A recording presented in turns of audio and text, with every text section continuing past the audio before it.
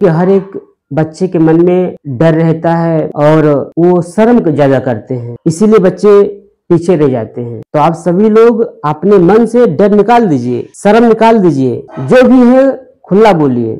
जब तक आप बोलना और अपने अंदर से डर और शर्म नहीं निकालेंगे तब तक आप पढ़ नहीं सकते, किसी भी राह में आप आगे नहीं जा सकते हैं, ये गारंटी है। अगर आपके मन में डर है, शर्म है, भय है तो आप जहाँ के हैं वहीं पर रहेंगे बस। इसीलिए जब तक आप डर और शर्म अपने मन से निकालेंगे नहीं तब तक कुछ नहीं होगा। तो बच्चे आप सभी लोग ध्यान देंगे, आज ग्रामर का बहुत ही बेसिक वर्ड है जिन्हें हम जानना बहुत ज़रूरी है, क्योंकि यह हर एक सेंटेंस में, हर एक वाक्य में प्रयोग होने वाला सेंटेंस है। This, that, these, those.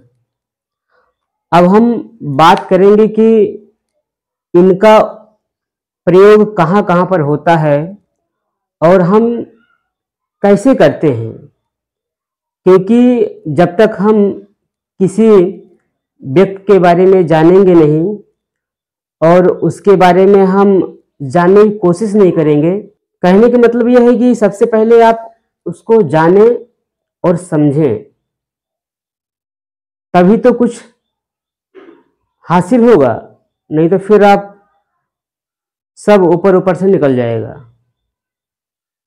इसलिए ये अभी जो ग्रामर का बेसिक वर्ड है मैं उसको बताने का प्रयास कर रहा हूँ, और जो ग्रामर का सेंटेंस है वो भी नहीं बता रहा हूँ, क्योंकि ये यही सब जड़ है। अगर हमारा जड़ मजबूत नहीं होगा तो फिर हम हर एक चीज में और हर एक जगह पर हम असफल हो जाएंगे। इसीलिए हमारा प्रयास है कि पहले जड़ को जानें, और यही गलती करते हैं कि हम लोग जड़ को कोशिश ही नहीं करते हैं जानने के लिए, बस ऊपर ही ऊपर भागते जा रहे हैं। तो आइए हम परिचय कराते हैं।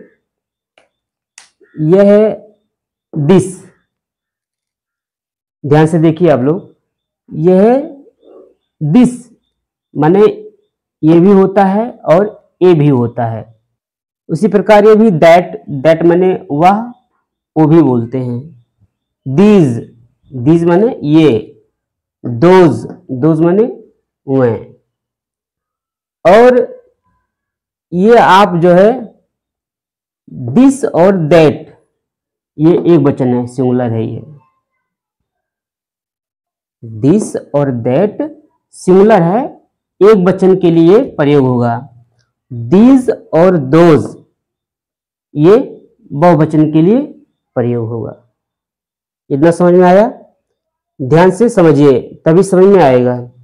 दिस और दैट एक वचन है, एक वचन के लिए दिस और दैट एक वचन के लिए प्रयोग होगा। दीज और दोज बहुवचन के लिए प्रयोग होगा। अब याद ध्यान दीजिए, दिस एंड दीज ये पास के लिए प्रयोग होगा, यानी कि कोई वस्तु या कोई चीज पास में है तो उसके लिए ये दिस और दिस का प्रयोग होगा। और दैट एंड दोज, अगर कोई वस्तु दूर है तो दैट और दोज वहां पर लगेगा। अब चलते हैं आगे, जैसे एग्जाम्पल के लिए दिस इज पेन, यानी कि अगर पेन जो है पास में है, दिस इज पेन, यह पेन है, पेन पास में है, इसके लिए यहां पर दिस का प्रयोग हुआ है। और पेन एक है। अगर पेन बहुत सारे पेन है तो यहां पर हमने बताया है कि बहुवचन के लिए दीज लगेगा। दीज आर पेन्स, ये पेन है, यानी बहुत सारे पेन हैं, तो हम दिस का प्रयोग करेंगे। अब दैट इज गर्ल, यानी वह लड़की है, यानी कि लड़की दूर है, इसके लिए यहाँ पर दैट का प्रयोग हुआ है। दोज आर गर्ल्स, लड़कियां बहुत सारी हैं, इसीलिए यहाँ पर दोज का प्रयोग हुआ है। अब दिस पेन इज रेड, अब देखिए पेन क्या है, एक नाउन है। नाउन के पहले ये दिस आ गया है।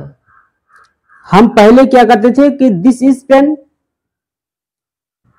दिस के तुरंत हम इज लगा दिया। अब यहां पर नाउन के पहले दिस आया है, उसके बाद में इज आया है, तो यहां पर जो है दिस पेन इज रेड, यहां पर नाउन तुरंत आ गया है। इसके लिए ऐसे वर्ड अगर जहां पर आते हैं तो वहां पर उसको हम डिमोस्ट्रेटिव वर्ड कहते हैं। और यहां पर आई लाइक दिस, यहां पर देखिए यहां पर नाउन नहीं है, यहां पर केवल एक अकेला है दिस। तो ऐसे कंडीशन में आई लाइक दिस मतलब यहां संकेत करता है कि मैं इसे पसंद करता हूं, यहां पर केवल संकेत करता है आई लाइक दिस। तो ये आपका बेसिक वर्ड है जो कि बहुत ही इम्पोर्टेंट है, इसको समझना बहुत जरूरी है। और जब तक हम बेसिक, मैंने पहले भी कहा है कि जब तक हमारा बेसिक जड़ नहीं मजबूत होगा तब तक हम हर एक चीज में, हर एक राह में असफल हो जाएंगे।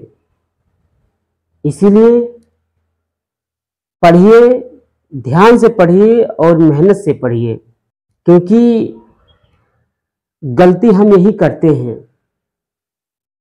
आजकल बच्चे लोग केवल बस क्लास भागते हैं, हम कितना जल्दी हमारा हाई स्कूल हो जाए, 12 हो जाए, इंटर हो जाए, और कुछ भी नहीं आता है।